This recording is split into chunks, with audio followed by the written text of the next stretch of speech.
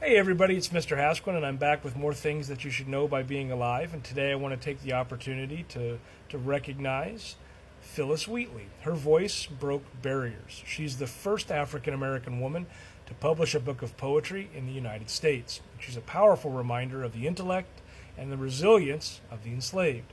She was born in West Africa around 1753. Phillis was kidnapped as a child and sold into slavery. She was brought to Boston in 1761 and purchased by the Wheatley family, who named her after the ship that carried her, the Phillis.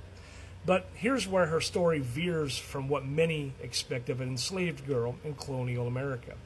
The Wheatley family recognized her intellectual potential and gave her an education, something virtually unheard of at the time for enslaved people, especially women. By the age of 12, she could read Greek and Latin. By 14, she was writing poetry that was published in local newspapers. And by 1773, at just 20 years old, she published her groundbreaking book, Poems on Various Subjects, Religious and Moral.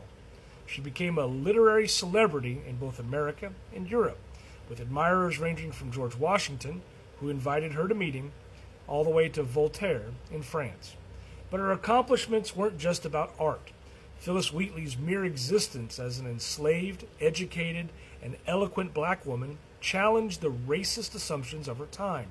So much so that in order to get her work published, she had to be interviewed and vouched for by a panel of prominent white men in Boston.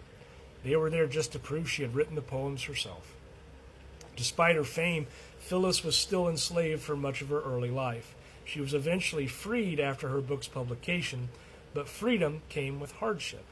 She lived in poverty, working as a servant, and lost several children in infancy. She died young at just 31, nearly forgotten by the public that once celebrated her. But her legacy endures. Phillis Wheatley is a foundational figure in American literature and African American history. She showed that even in bondage, brilliance could rise and speak. If you're inspired by Phillis Wheatley's strength and artistry, give this video a like. Share it with someone who values untold stories, and follow for more things that you should know by being alive. Thanks for watching.